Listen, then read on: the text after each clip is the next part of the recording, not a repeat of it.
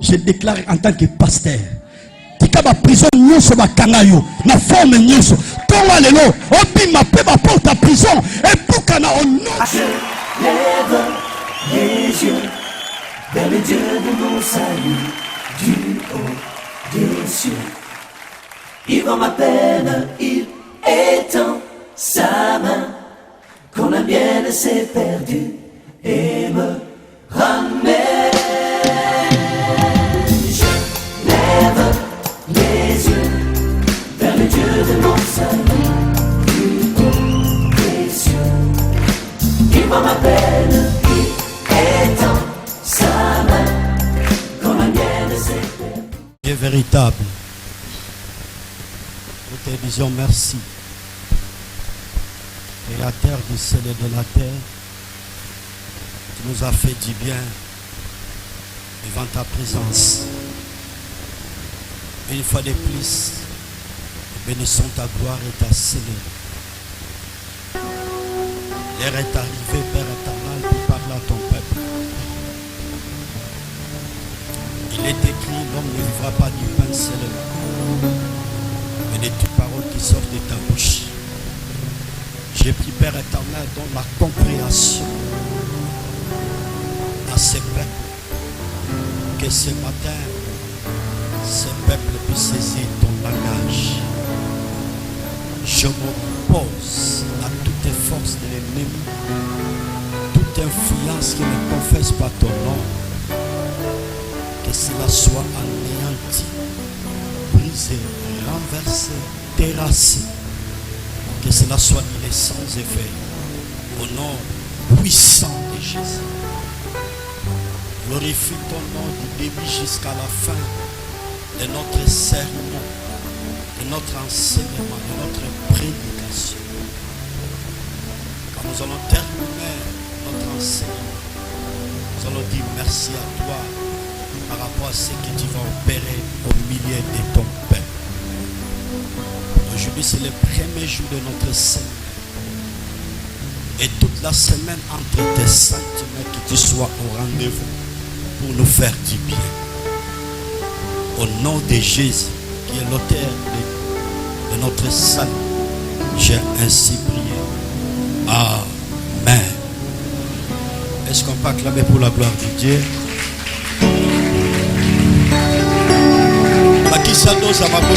Pour la gloire du Seigneur. Maboka ma pentecôtiste. Makisadoza maboko pour la gloire du Seigneur. Que mon roi, mon Seigneur soit loué. Que le Seigneur soit élevé. Nous disons merci à Dieu. Le Seigneur nous a fait grâce ce matin à sélectionner Bissot parmi les vivants. Que l'honneur revient à notre Créateur. Et Nazana Kolikete, na Tonga Lelo, Zamba Bible, Akoye Basuko Tonga, Bisope Kosala Biso, Lamu Angela Lilubana. Les deux introductions à Seigneur Mabiso, pourquoi l'agneau a été immolé. C'est ça le thème que nous allons développer pendant une semaine. Je vous exhorte d'être là chaque jour. J'ai pris le Seigneur que mon Dieu vous dispose le temps de venir écouter la parole, d'être enseigné. Ensemble, l'ensemble a pu songo la tango penja. Oya koye kula, oya koye kula. J'ai dit à tout moment que la connaissance est un pouvoir dans tous les domaines. La connaissance est un pouvoir. Le domaine nyonso. Alors la ligne qui yambona banda. Nazo offri na évité protocole à Tchenga wapi. Nazo offri quelques cahiers, quelques stylos pour dire que je prends les choses au sérieux. Nous nous a surpris, ce n'est pas la toute première fois. Je fais ça à tout moment. Nazo fait ça quelques cahiers, quelques stylos. Nalingi mutu nyonso akoma enseignement. Ce qu'on maîtrise enseignement, on comprend de sens sa vie chrétienne. ezali parmi enseignement de base la foi chrétienne. Osa condamné, obligé à maîtriser nos sœurs frères. La Seigneur va protocole, va offrir quelques cahiers, quelques stylos. S'il vous plaît, va serviteur de Dieu. Personne va fidèle.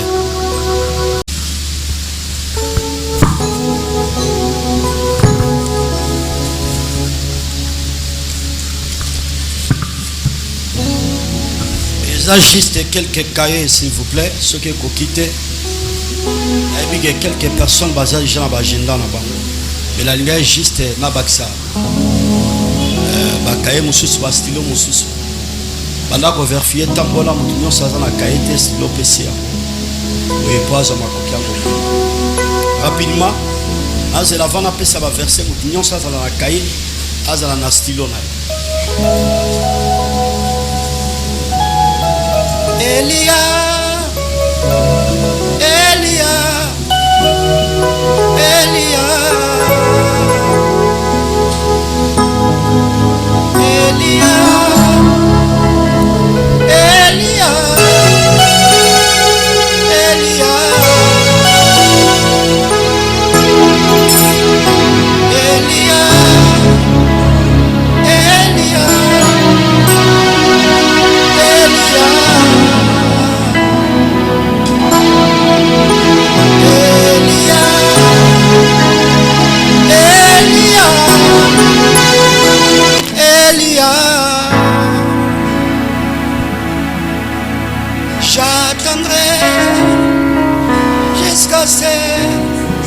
la gloire descend. J'attendrai jusqu'à ce que la gloire descend. Elia, Elia,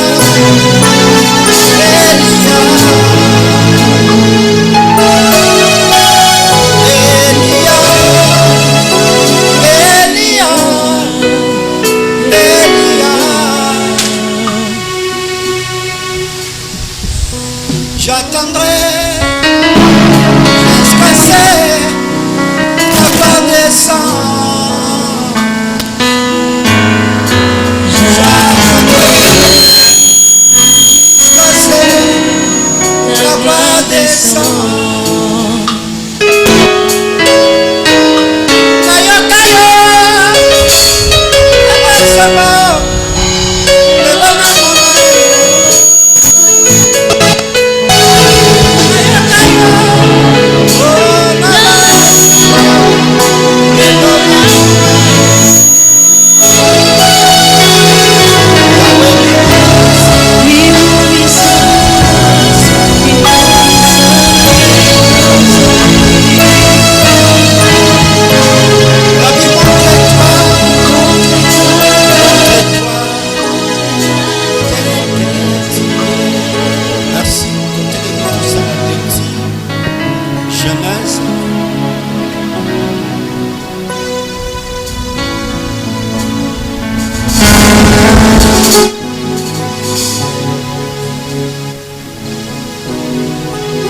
Genèse chapitre 3.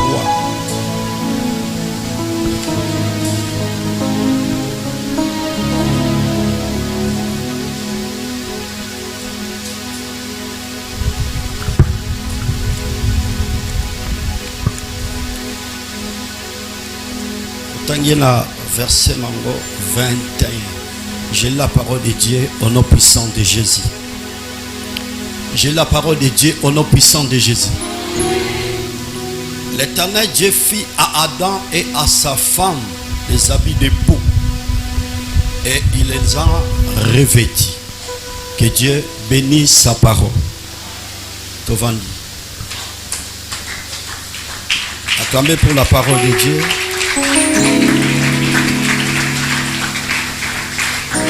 Maintenant, j'ai le privilège de donner le verset. Dans le verset pour vos communs. Total Ephésiens chapitre 1er, verset 7. Jean chapitre 17, verset 3. Jean chapitre 3, verset 16.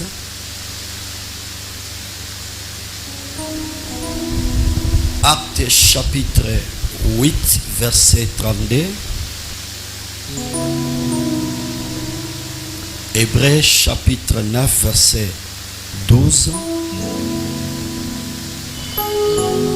Hébreux encore chapitre 10, verset 17.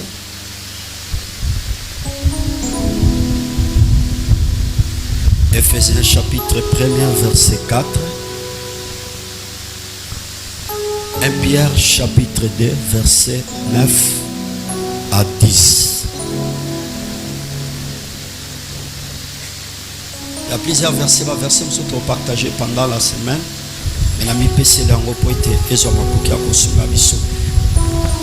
Psaume 49, verset 16.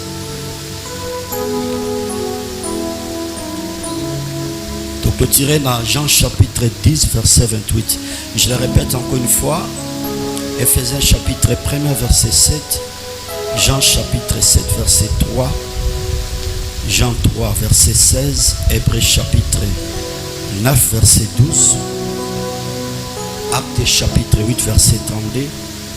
Hébreux chapitre 10, verset 4 à 17. Éphésiens chapitre 1, verset 4. 1 Pierre chapitre 2, verset 9 à 10. Psaume 49, verset 16. Oui, tout ce qui est ici dans Jean chapitre 10, verset 28. Donc, merci. Pambaté, frère, après ce privilège, tomba les lobos et tous à l'ensemble de sa présence. La ligne au landanga na bokebi nyonso. Na mai o to lingi to partager ko banda lelo. Lundi à pause, mardi to continuer pendant la semaine qui nous vendredi, samedi pause to clôturer dimanche.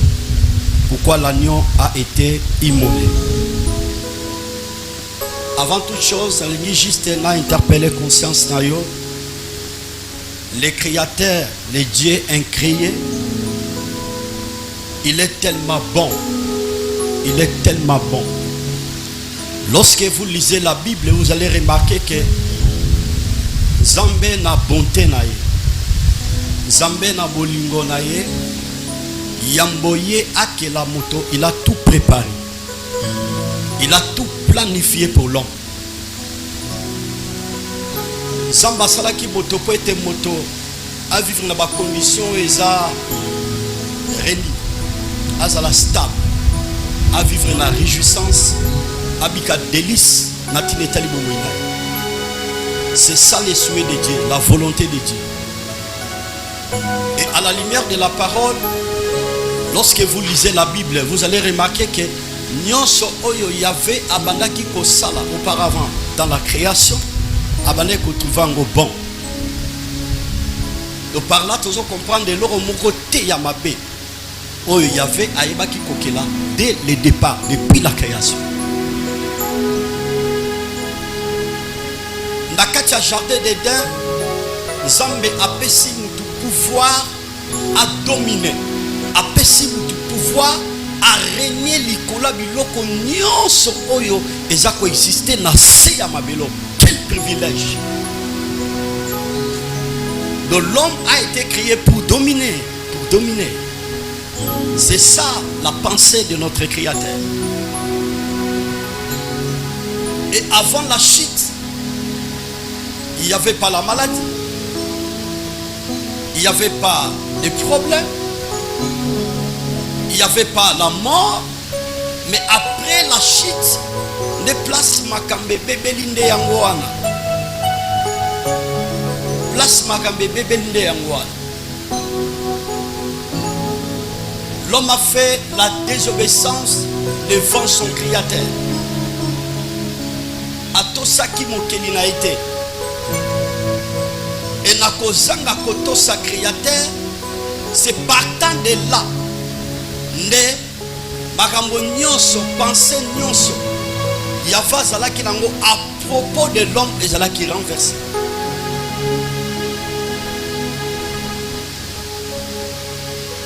N'a qu'au sonder les Écritures, chers frères, on remarquait Satan, le diable, Lucifer, bien sûr, c'est ça le nom de Satan, ça signifie l'ange de la lumière. Il avait influencé non Zaï, Bakoko Nabiso, Yayambo. Ils étaient séduits par les serpents, qui est l'image du diable. Tango mutu asali désobéissance wana atosi Yahweh te mikakatano ye ba difficulté eye ba maladie eye minyoko eye kufe eye et ba problème successif eye.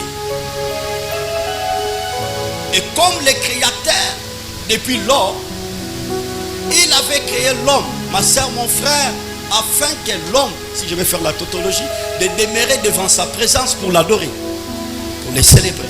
Donc, Tatan Zambé a salamoto, wute bandela mokili poete moto, a wume la libosa bojalisnaye, a pesaye le kumu oya kokina yango moni à la lumière de la parole, ba salemiste, ba mimibiso plus loin, ba lobi tout ce qui respire glorifie le Seigneur.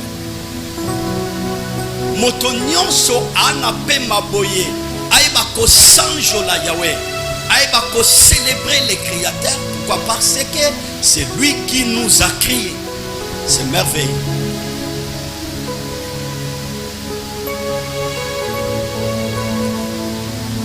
Désobéissance au muta salaki moto a se senti ni la nanga très bien parce que enseignement nanga est basé sur la question, s'il vous plaît. Tous en agati école. Alors ce qu'on comprend ngate, on a la difficulté ya retourner mito. Tango mutu asali désobéissance atosi yavete. Alembuma oyo yave aiba ko interdire mutu a se senti ni. Entre-temps, à la lumière de la parole, Yahvé akelaka moto na bilamba te.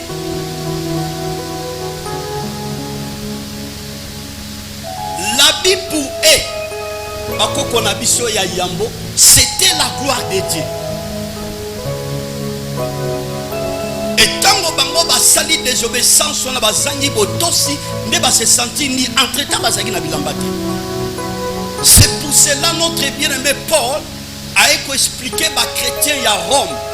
Ayebisi bango, tous ont péché, sont privés de la gloire de Dieu. Mutu nyonso oyo asali lisumu, asumuki, apimami na nkembo na Yahweh, asangi nkembo na Yahweh à cause du péché. Comme le créateur ne peut pas supporter la nudité, bolumbu et le babangala, le créateur était obligé de faire quelque chose. Dans la très bien, si vous avez kende. Zambe oyo asali likolo pe na se. Amoni bato ya keli bato siyete. Ba se soumettre te na mayo oyo ye aiba ko yebisa bango. Azalaki obligé à faire quelque chose. Geste oyo sengeli asala yangwe ko sala ete azo makoki ko préserver moto oyo ya aiba ki kokela. Ouais.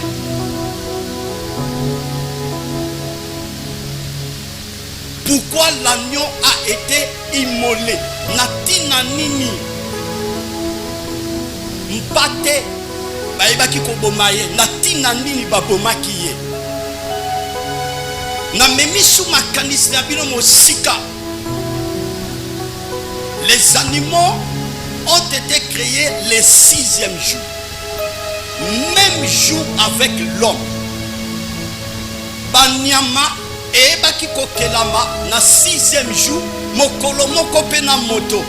Pourquoi cette coïncidence? Pona nini coïncidence oyo? Zambe asali banyama na 6e jour, Zambe pa asali moto na 6e jour. Pour une coïncidence, yango moni le prophète Salomon.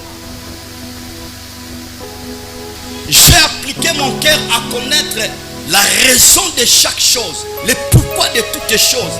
Namitika kinayeba tina nini nzamba saliboye. Yango tango ozotanga livre ya proverbe. Salomon azotala étude profonde na biloko nyonso tata nzamba yebaki kokela. Pona ni nzamba sala kifumi na tina nini? Pona ni nzamba sala ki muselekete les lézards na tina nini? Et après avoir kosa l'étude wana nde abandisika kopesa leçon. Le 7e jour, vous êtes sans ignorer, c'est le jour du repos. Oyo nzamba ayebaki kopema na biloko nyonso ayebaki kosala. Na mai otozomona, na mai otozomona te. Est-ce que nous sommes ensemble? Beta maboko pour le comme ensemble. Dans son saltiroté, beta maboko bien.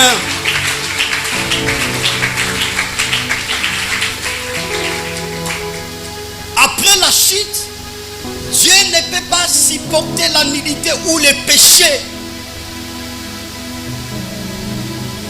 Tango bakoko na biso yambo basali désobéissance batosiete nzamba koko sepela to koko ki ko supporter bolungute. Jusqu'à même sur le plan physique, la nudité est bizarre. Oui, la nudité est bizarre. Et je dis à tout moment, chers frères, la nudité entre l'homme et la femme en dehors du mariage, c'est la malédiction. Et Zabila Kelimabe, bolumbu ya mwasi na bobali na ba oyo na babala na te ezali pambolite. Ezali pambolite. Mais bolumbu ya mwasi na mobali, nudité ya mwasi to nudité ya mobali na bato babala na ezali pamboli. Mais la nudité bibliquement parlant, ils ont parlé sur la vie du péché. Tout à l'heure, awa, tatan zambe, asala bakoko na biso ne lambate. Et lamba bango balataki auparavant, et c'est là qui est lamba yankembo. Ce n'était pas physique. Et c'est là qui habille, c'est là qui spirituel ya molimo. Et tant que bango basali désobéissance, batosi nzambe tende ba se sentir ba comme ni. Alors point nzambe azo makoki ko supporter moto, amona eka exister, aboma été, asala qui condamné, obligé de quitter le trône.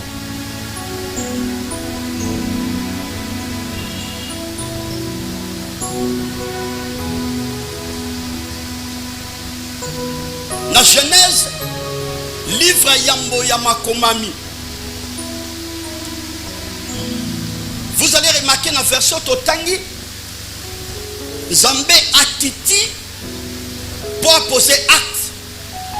Acte ni Zamba Posaki, il avait tué l'animal Abomaki Nyama. Et tant qu'on va sur Nyama, il faut les 500 000 écouler. On ne peut pas tuer l'animal sans que le sang coule. Donc, acte oyo nzambe abandaki ko poser dès la création, et c'est là qui acte moko prophétique. Et tant on makile sopani na nyama oyo yave aebaki koboma dès la création, ma soeur, mon frère, la Bible est claire. A récupérer poso ya nyama a latisi bakoko na biso ya yambo.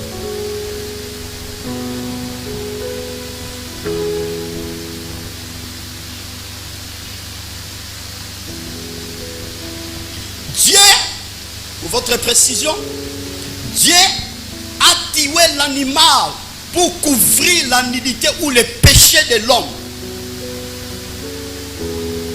Tatan Zambé ayebaki koboma nyama poete azo makoki akozipa bolumbu ya moto to lisumu ya moto.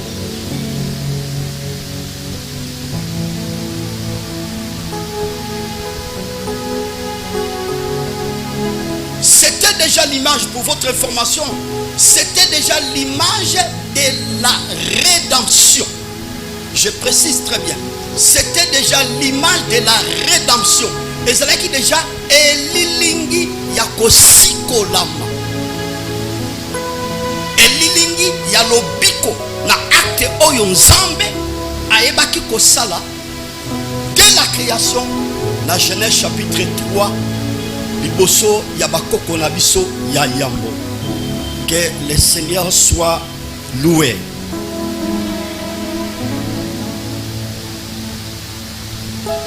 Vous allez remarquer dans cette introduction, s'il vous plaît,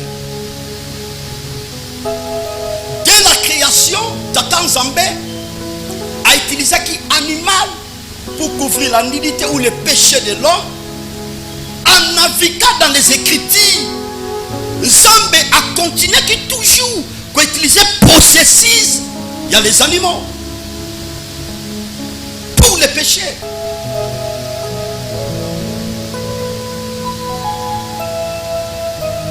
Notez bien,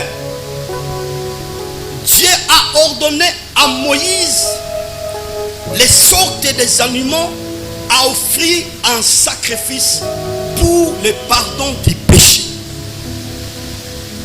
Je le répète encore une fois, Dieu a ordonné à Moïse les sortes des animaux à offrir un sacrifice pour le pardon du péché. Lévitique chapitre 9, verset 1er.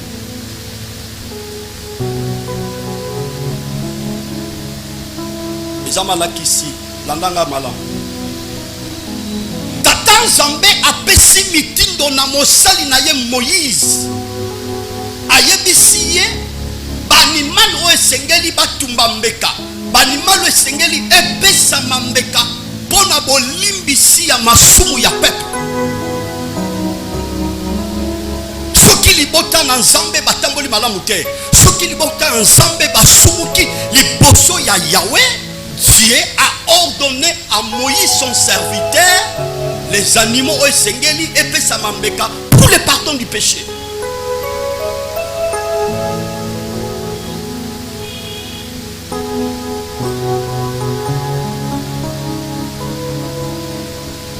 Selon les recherches à la lumière de la parole, selon les recherches que j'avais fait à la lumière de la parole, j'avais compris qu'il y a 12 ou 11, oui, si je ne m'abuse pas, les animaux que Dieu avait agréés. Animal oyo, Tata Nzambe, aebaki kondima, poete ba animal wana, ezala pona mbeka, ezala pona sacrifice, ya bolimbisi ya masumu.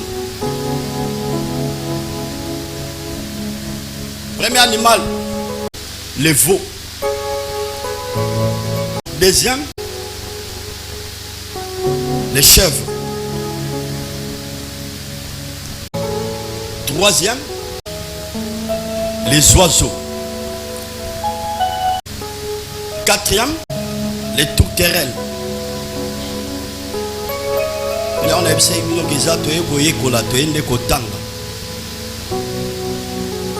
cinquième, les pigeons.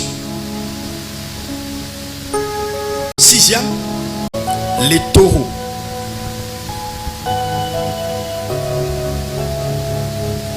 Septième, les boucs. Huitième, les brebis. Neuvième, les béliers. Dixième, et fin, l'agneau. Meta maboko pona lokum na Nzambe. Nazo kaote. Meta maboko bato Nzambe azotonga. Maboko bato Nzambe za construire.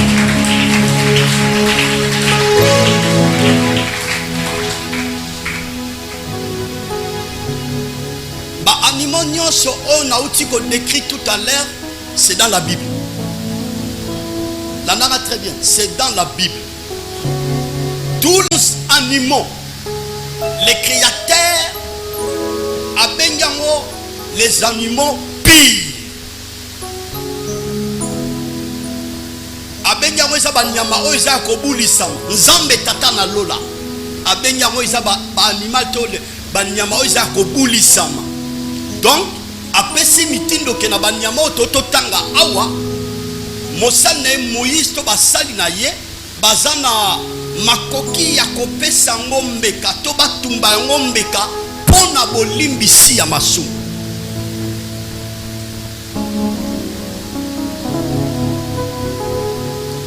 Soki toke plus loin, boko remarquer que ezana ba animaux mususu to ba nyama mususu nzamba agreyaki yango te. Agreyaki yango te.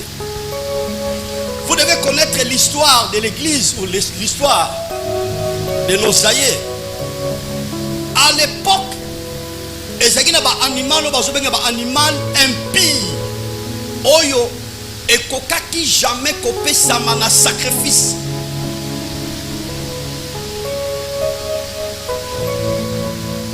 Pierre azobondela azokila bile landanga très bien s'il vous plaît.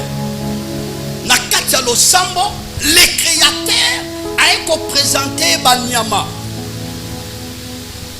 na bazo bandeke ayebisi Pierre mange. Pierre a répondu na créateur na koki jamais kolia ba animal eza impie. Na peuple Israël, tous les animaux que le créateur a validé tes appuis, bakoki koliango te. Donc animal nyo c'est impie. Un juif qui se respecte, qui connaît la loi de son Dieu bien sûr, il ne peut pas manger les animaux impies parce que le créateur qui a créé les animaux a disqualifié yango. Na ilobele bakino a éliminé yango. Lokola nzambe a éliminé yango, mwana na nzamba solo, moyuda ya solo akoki jamais kolia nyama oyo tata nzambe a éliminé. Oui.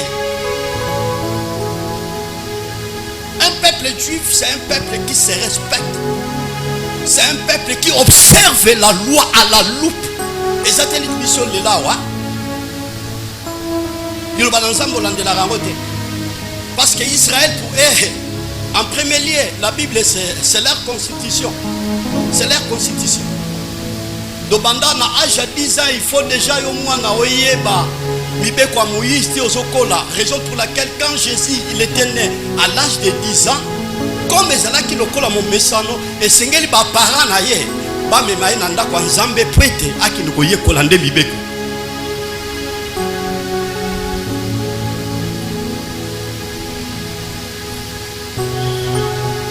Donc, les animaux que je viens de citer tout à l'heure, les animaux pis, les animaux qui pètent.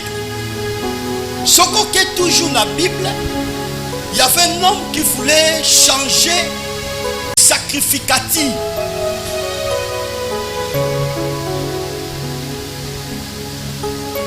Combo ya tatao babengi na combo permettait Antiochus Épiphane.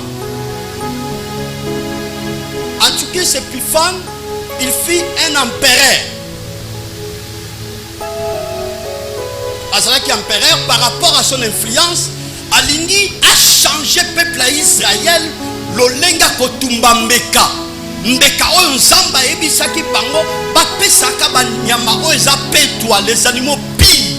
Alors Antiochus Épiphane par rapport à son rang, il voulait changer la sacrificative. À cette époque-là, chers frères, Abani Kotumbisa Israël Bangoulou.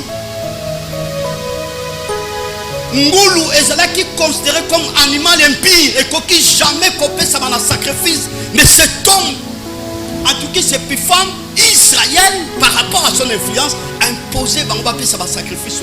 Et c'est là qui sacrilège, et c'est là qui abomination devant notre Créateur.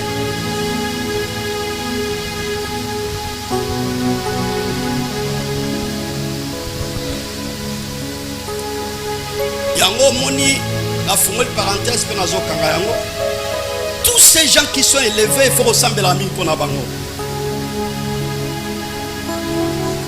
Et dans le domaine spirituel, et dans le domaine physique, il faut ressembler à pour na bango.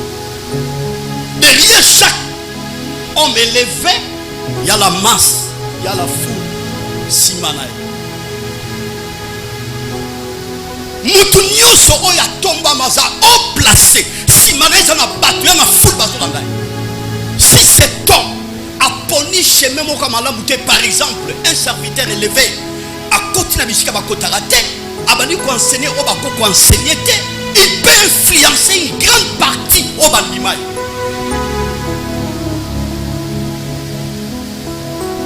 Vous êtes sans ignorer dans mboka na biso RD Congo. Et dans la communauté qui est très influente ici, dans notre pays, leur chef spirituel, auparavant, communauté naé, Jésus était au centre, Jésus était maître, Jésus était patron, la katia communauté naé.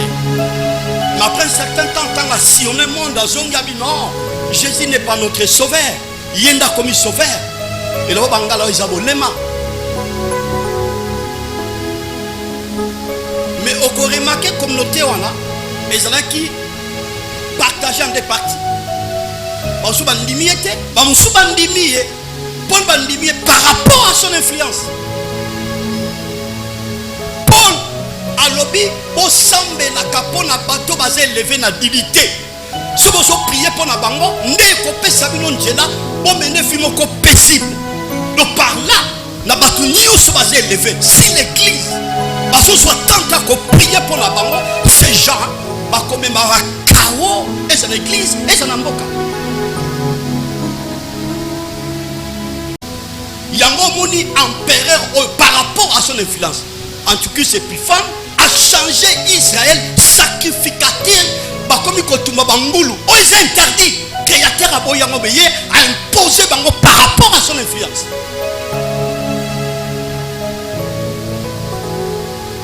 Le créateur en tant que sage, le plus sage, c'est pour cela il a bien précisé dans les Écritures, maudit soit l'homme qui se confie à l'homme. Est-ce que nous sommes ensemble? Mettez ma bonne pour la locale. Ma bonne va pentecôtiste. Ma bonne va bâton ensemble à construire par ce salabo l'homme par ce tonga.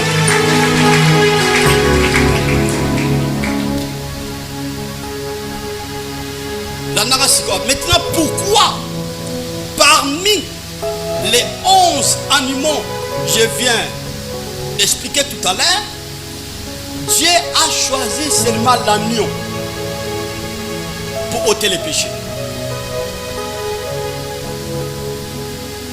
Naba animal nyonso na totanga awa o ezalaki pona kotumba mbeka pona bolimbisi ya masumu na kati ya animal wana Nzambe aponi kaka nyama moko pona likambetali bolongoli ya masumu. Selon les théologiens, en fait, ils ont à peu près des raisons. Choix Nzambe et kitaki likolo ya agneau. Ezala animal oyo et côté les péchés. Premièrement, l'agneau c'est un animal docile. C'est un animal docile. Raison liboso ya ngwana baponi agneau. Ezala nyama oyo ekolongola kama sumu. Parce que tu dois partager la bino pourquoi l'agneau a été immolé. Il y avait plusieurs animaux. Pourquoi Dieu a fait seulement le choix de l'agneau? Première raison, on va théologien. Deuxième raison, on a déjà tout évoqué Kiango. C'est un animal pire, tout le bas Kiango déjà, parmi les 11 animaux. Parmi les 11 animaux. Troisième, agneau, et les animaux moko obéissant, potos. Na acte des apôtres, la nara très bien. Et qui dit ça qu'on expliquer balobi, azalo kona mo na mpate bazo me na boucherie po ba bomaye. A discuter te. Asali ata matata te amikiti si. Wana tamba solo ba bongo na acte des apôtres bazo sala allusion na véritable agneau qui est le Seigneur Jésus.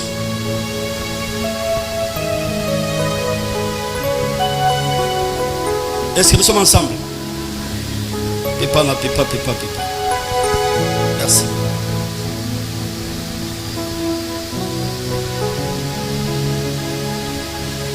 Nazolo en tant que pasteur, Un bon berger, un bon pasteur, Yambope atombo la mouto azota la ba critère. Est-ce que Moutaro va l'élever? Est-ce qu'il a un fruit de l'esprit? Est-ce qu'il peut gérer les gens? Est-ce qu'il peut être un bon conducteur? Si le Créateur lui-même, il avait fait le choix parmi les animaux, nous aussi, nous devons réfléchir avant de faire les choix. Avant de faire les choix, il faut réfléchir pour ce qui concerne les choses spirituelles, même les choses physiques. Oyo seki na tie na ba faire na ngai ne na zonga na ba tempéra na ye et aussi maté il va détruire l'entreprise. Ah bon entreprise et aussi maté. Yo sala ka choix na lo yinge. Même pour ce qui concerne les choix du mariage. Il faut réfléchir, est-ce que ça peut passer ou ça ne peut pas passer? Tu ne peux pas blaguer pour les choix du mariage. Il faut te la critère est-ce que ngana yeko simba to yeko simba te. Mais aujourd'hui on va remarquer batozo bala loyenge, raison pour laquelle il y a trop de dégâts, trop de divorces. Pour nini mutatena qui quantité na ba critère par rapport ya conjoint au conjoint na ye. Devez faire très attention. Abino ba validé.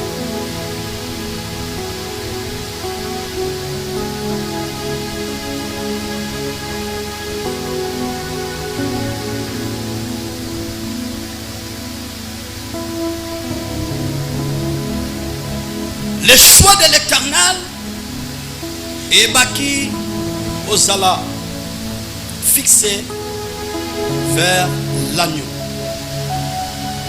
Ce qu'on navigue l'écriture, on peut remarquer que l'animal oyo, créateur a été koboma. La Genèse de Genèse chapitre 3, parce que la Bible est précisée, c'était quel animal? Il n'y a pas de précision.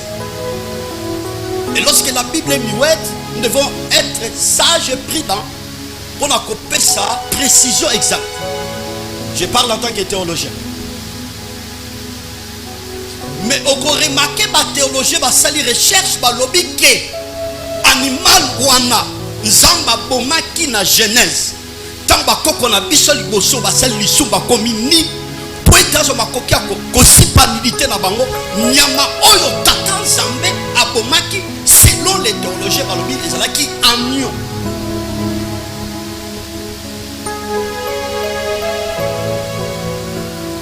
C'est pour cela dans la Bible les peuples que Dieu a choisi, parce que parmi les nations il y a un peuple que Dieu a choisi, c'est le peuple d'Israël. Parce qu'il a captivité d'Égypte, autant opportun, autant prévu, autant programmé par l'Éternel, Dieu a jugé bon de délivrer son peuple. A utilisé Moïse, Moïse a fait ce qu'il a fait. Il y avait des prodiges, il y avait des miracles, des fléaux. Au Égypte, c'est là qui frappait Nango. Mais Pharaon et son gouvernement, il va libérer le peuple. Et le Créateur a institué la Pâque en Égypte. Exode chapitre 12. Aebisi kamata mwana na mpate oy moleye oboma mwana na mpate agneau la nana très bien église la nana très bien boma agneau soit makila agneau tiango likola leton. Cet agneau là oyo Moïse son serviteur a été koboma en Égypte, c'était l'ombre des choses à venir. J'insiste, l'ombre des choses à venir. Et c'est là qui image, il y a véritable agneau qui est le Seigneur Jésus. Qui est le Seigneur Jésus.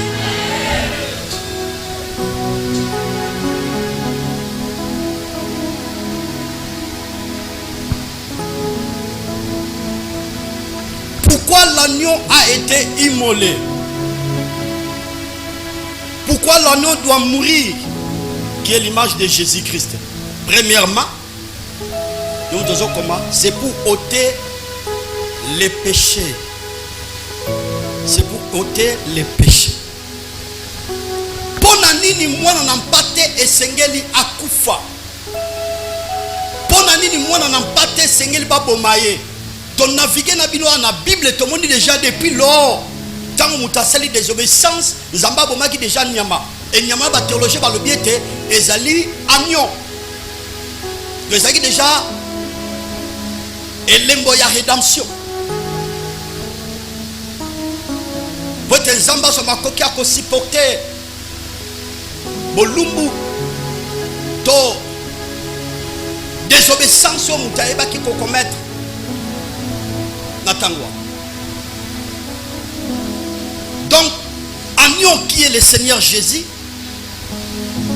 et Sengeli Akufa, a crucifié à cause de nos péchés.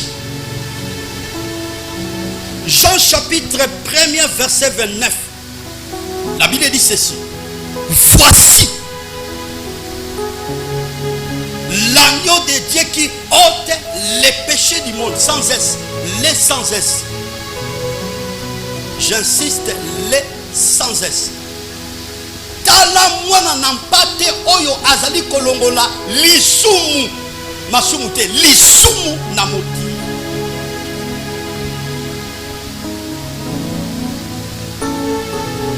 Cet agneau là, après la chute de l'homme, l'on a très bien. Oyo yemoko créateur aibaki ko boma na Genèse, parce que dans le vrai sens, si le plan prophétique, c'est le créateur lui-même qui a tué Jésus. Yemoko tata nzambe aibaki ko boma Jésus en tant qu'animal. Ato nzamba aibaki ko poser ne bandela mokili tamba koko na biso ba sali lisumu nyama oyo nzamba boma qui c'est le créateur qui a tué l'animal. C'était l'image de son fils qu'il a tué.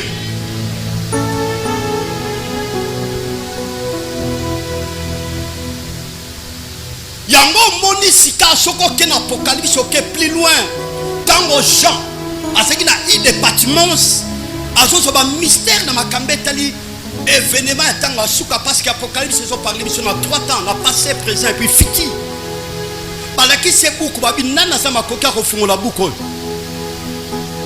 Na babelo mutazate Moïse azala makoki wana te. Élie le prophète ana makoki wana te. Jean-Baptiste, tous les hommes élevés, les hommes de Dieu, Jean faisait que pleurer.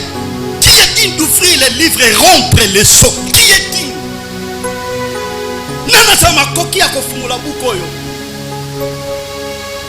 Et quand Jean sont là, regardez, voici, Tala. Yango moni awa n'écrit Jean-Baptiste a présenté peuple. Voici l'agneau de Dieu qui ôte les péchés du monde. Tala moi n'a pas taza kolongola na sumu na mokili to li sumu na mokili.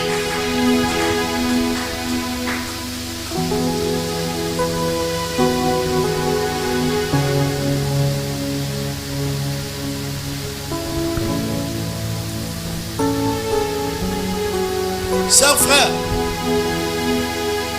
sacrifice à l'animal nous sommes compris auparavant. Oh, le créateur a le pire. Et c'est là qui n'a pouvoir ôter les péchés. Saisissez mon langage ce matin. Sacrifice nous sommes ceux qui peuplent et commettre bafi, va commettre et dégâts, va tamboli malamute. Ndeka oyo to ba nyama o ba ne kopesa o yemo konzambe aiba ko valider abenyomba animal pire.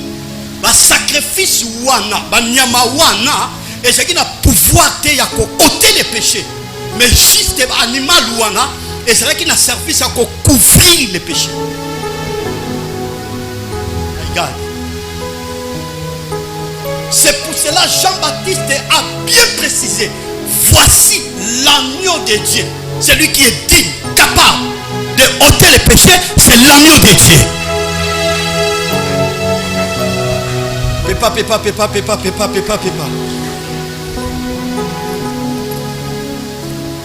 Papa si biso définition ya ôté. Première définition c'est aller enlever, kolongola. Deuxième définition ya ôté, effacer. Nagi komone na lingala resonner bien te. Nagi komone zo sonner bien kusula. Et ce le bango nagi kongo kusula. Le Seigneur est bon. Le Seigneur est bon. Et troisième définition à ôter, délivrer. Acclamons d'abord pour la gloire du Seigneur. Beta maboko. Nazoka maboko lote babo ba pentecôtiste. Nazoka maboko na yote, chers frères.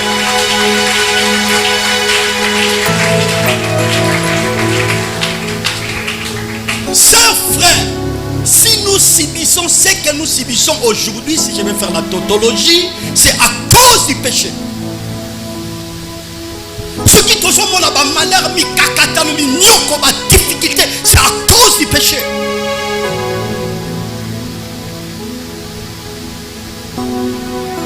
Le péché amène la malédiction. Le péché amène les blocages, la maladie, la pauvreté, la mort, les problèmes successifs, les péchés. Raison pour laquelle l'agneau, il avait porté nos péchés sur la croix. C'est lui qui est mieux placé pour ôter les péchés. Pourquoi l'agneau a été immolé? Pour nani moi n'en empaté. Premier élément pour na kolongola l'issue.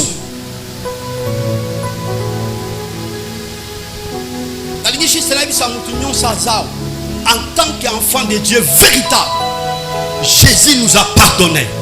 Il a ôté nos péchés. Parce que Jésus a commis nos sumuki pour être yo comme un santo.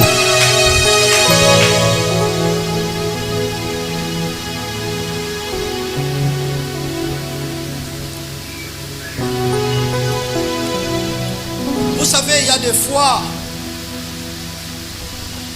bato barabiso na ba vite bikaki nango auparavant comme nous étions dessous là, des impies, des voleurs, des brigands, des kuluna. OK? Les lois sikawa okomi ko sambela bato balinga juste kozongi sabiso mingi na le passé. Mais sans le savoir, Jésus nous a déjà pardonné. Écriture très bien. Même paralytique moko epai na Yesu. Et paralytique oyo oko remarquer que na Kikongo ani saba buzinga na batu savoir vivre. Parce que la Bible précise que paralytique oyo ezaki ba famille na ye de ba mimaki epai na Yesu. Bible lobi yango s'il vous plaît. Bible lobi yango te. Mais Bible nous explique qu'il y avait 4 jeunes hommes. Ba récupérer qui paralytique ko ba memi epai na Yesu. Po ba ebi ke Yesu asa koloma solo.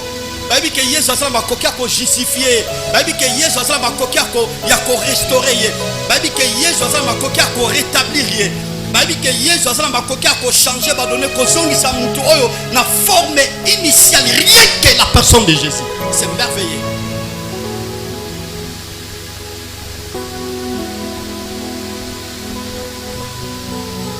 Aïe na paralytique quoi. Ils ont noté na gatanda ko ba créer espace ba boaka paralytique. Mais yambo Jésus abiki sa paralytique. Abandina ko limbisa masumu na ye. Donc paralysie na ezaki cause ya péché. Alobi mon fils, tes péchés te sont pardonnés. Qui n'a 4 pour un des abominations. Qui a le pouvoir de pardonner les péchés? Rien que le Créateur, sans le savoir Jésus-Christ, il était le Créateur. Sans le savoir Jésus-Christ, il était Dieu. Celui qui a créé les choses invisibles et les choses invisibles. Il est égal avec son Père. C'est pour ça l'enseignement dans le Bible, celui qui m'a vu a vu le Père. Oh, moninga monitata.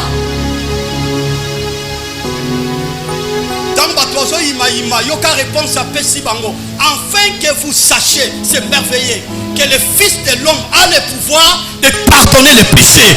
Mais si vous croyez en attendant les lois, ma somme c'est l'imisamaki. Yes, à l'imisaki yo. Pas quoi condamner au thé. Pas condamner au thé parce que yes aussi à l'imisaki ma somme na yo. L'isumo yo salafi au tambola. Ming bakota na samabele. Ming bazo ba déformation. Mais ça va la grâce. À cause Agneau azalaki immolé Jésus akufaki Nangela il y a sacrifice naye comme il était mort sur la croix nous avons reçu le pardon du péché. Est-ce que nous sommes ensemble?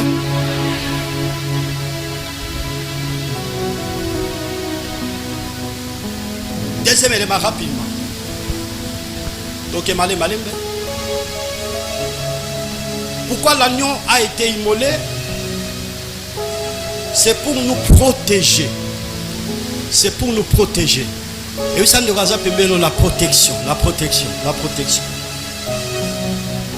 Alors, ceux qui savent pour l'instant, je suis obligé de respecter les timings.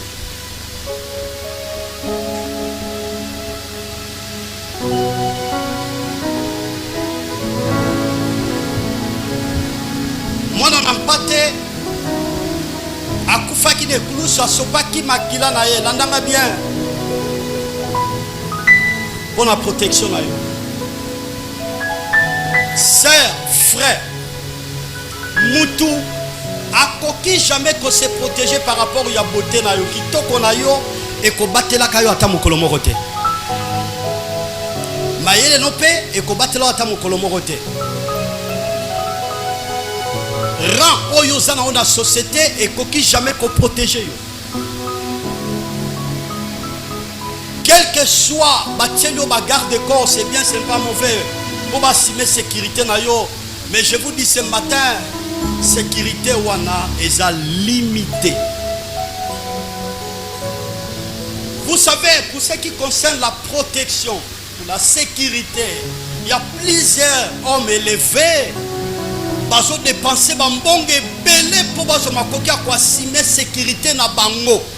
Dans la de sécurité na bango, ko sakana na sécurité te to protection te. Au moins ba tebelo ko tanda ko neta mazana mbongo na ye arozwa pe akena la police a signé un contrat, bazo ba PC ba policier pour ba sécuriser tout cela pour la protection na ye. Lelo ba gamba ba komi, au moins atamu na kati ya lupango ba gamba baza azana zo surveiller chef et puis toute la famille. Nous sommes là pour la protection à Moutou. Et ceux qui toquent plus loin dans ma cambételle politique, au moins nous sommes élevés. Et ça la maire de la ville, et ça la ministre, et ça la gouverneur. Tous ces gens sont protégés. Et si tu es le chef de l'État, là, par rapport à la protection, à Bango, ils ont dépassé un bon rébellé. J'ai regardé un jour la télé, je ne peux pas citer le nom, la sagesse ne me permet pas de citer le nom d'un président africain. Balobi que à cause de la 11e dans le monde par rapport à la sécurité, il dépasse beaucoup d'argent pour Kaka à la protéger, à la sécuriser. Malgré tout cela, quelle que soit la sécurité, la sécurité n'est pas limitée. Il y a la seule personne qui protège, qui sécurise nos filles, c'est le Seigneur Jésus. Parce que lui, il ne dort jamais, ni ne sommeille.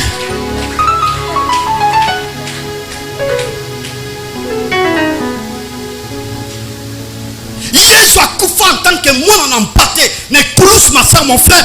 Pour être sur ma coquille, à battre la bampate naye. Yende buta battre la bampate naye. Yende buta feya kalikola bampate naye. Pour être balouba sur ma coquille, à atteindre bampate naye. Balouba za image, to image à royaume à ténèbres, image à Satan, ni image à Louyangwa. Yango mon na Bible. Dans David a zo konye, kenge la bampate à papa naye. Où ça y est, lion aye. Pour te récupérer un pâté wana. David a s'élevé.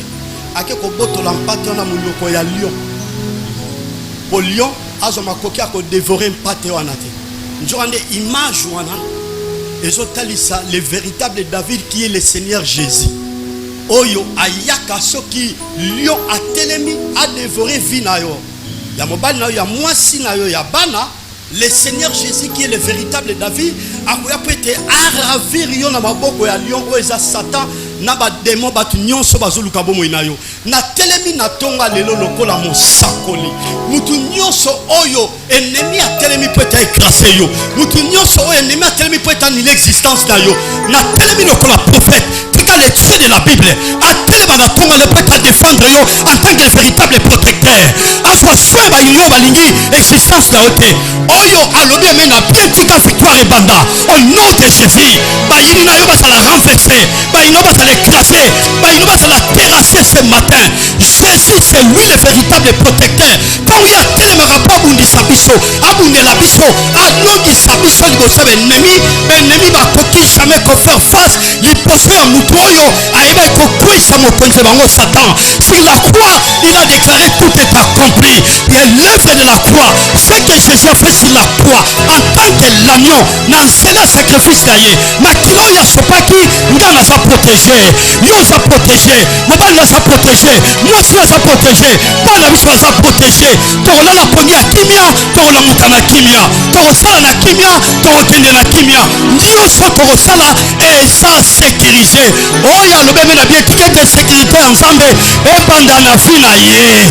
Au nom de Jésus, c'est Jésus qui protège, c'est lui ma soeur, mon frère, le véritable protecteur.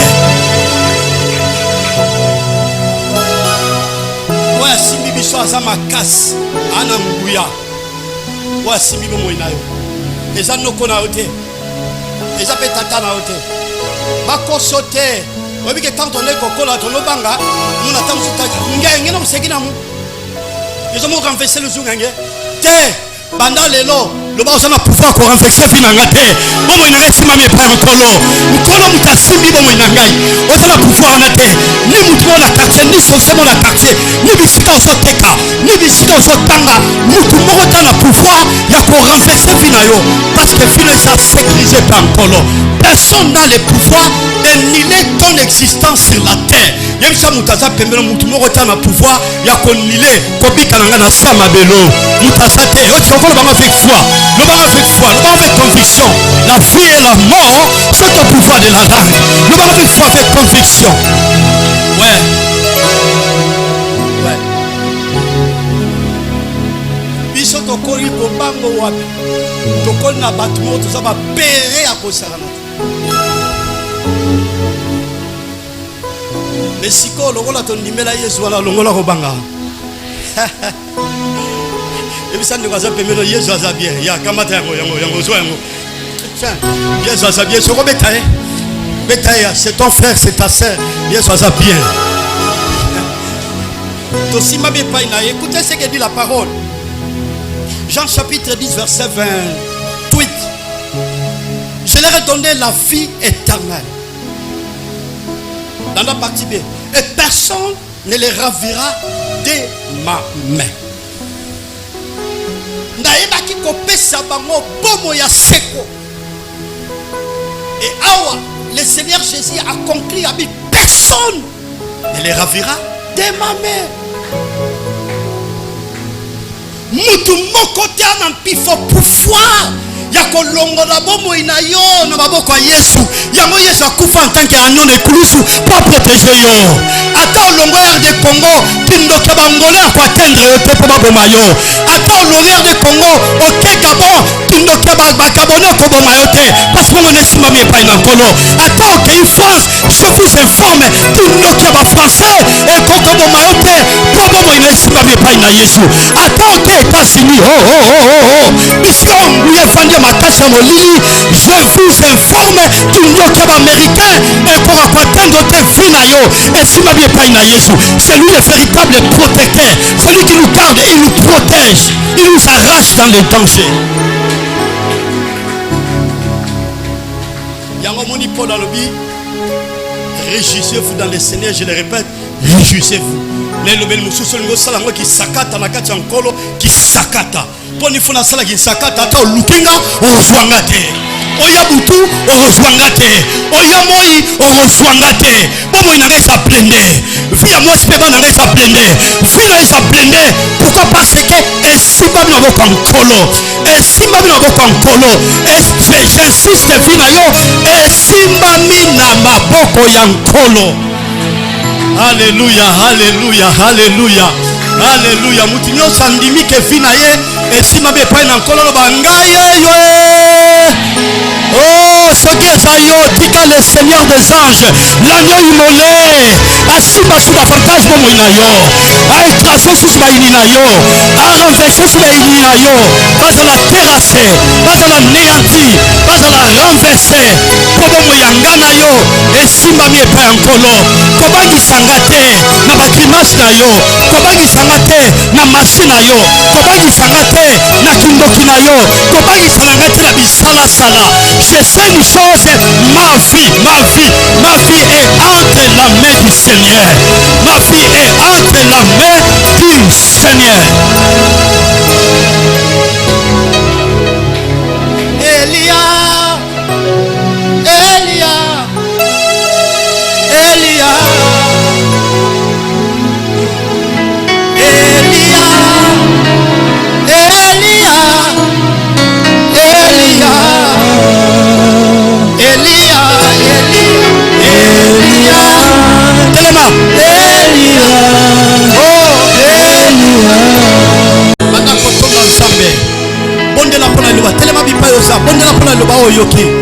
Dieu t'a parlé ce matin. La Bible dit déjà vous êtes pire à cause de la parole que je vous annonçais. Merci. Alléluia.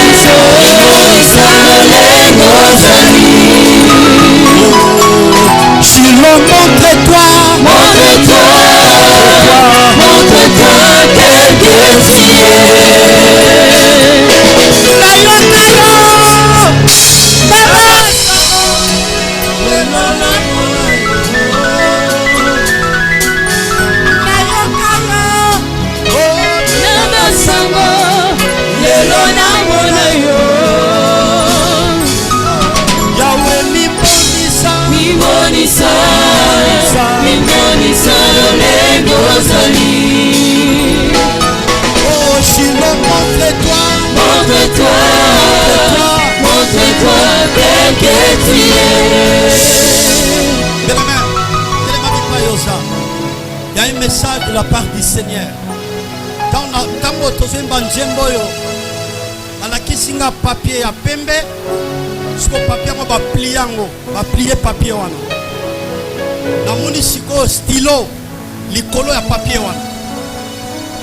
Et Dieu me dit, et c'est l'alliance, et c'est salema. D'abord moi inao pour baso makoki a connu l'existence na yo.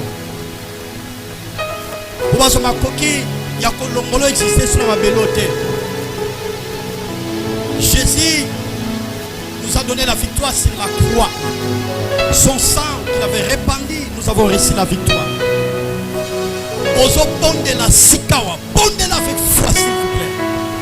Oyebite ni mindi na sobo musapona fina opani l'existence esi gadia la vie. Lokola nsambe amemio ne siko ayebiti na yo yel na tonga lelo. Ayebiti na yo ya tini lo batonga lelo. Ozo beta maboko ozo panja bakita leur plan leur complot. Pour la connaître l'existence de l'alliance de la nyonso. ozobeta maboko ozonéanti yango pondela au nom de Jésus. Alléluia. Priez. Nazo côté matin la prière.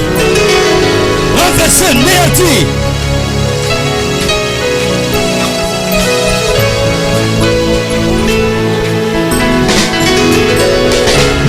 Au nom de Jésus, pour renverser tout ce qui est contraire à ta volonté.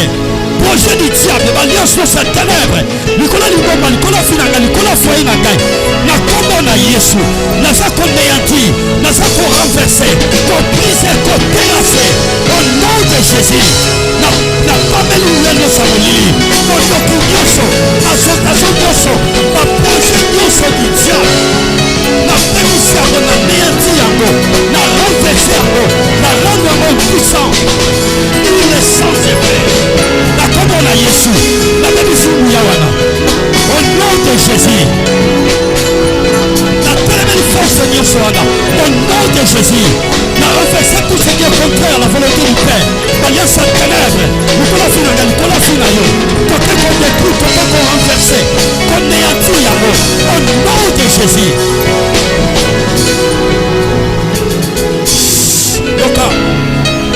Yoka si jamais balé.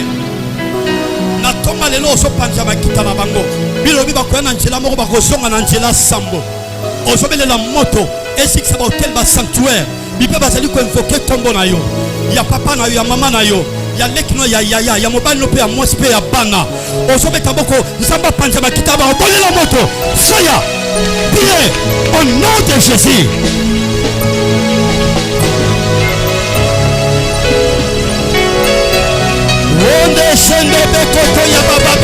Au nom de Jésus, nous renforçons les œuvres du diable. Nous détruisons tout ce qui est contraire à ta volonté. Au nom de Jésus, pour briser mon calme à mort, ma santé à mort, je la briser, et je la renverser. Au nom de Jésus, le feu dévorant, et dévorer mon père, et dévorer dans mon père, ma pleine à mort, ma chute panzana, pour la ligne banayo, pour la foyer naïgaï, Zabambouya, au nom de Jésus, la renverser, la néantir, la briser, tout ce qui est contraire à la volonté du Père. Au nom de Jésus, la renverser en nous, la néantir en nous, au nom de Jésus.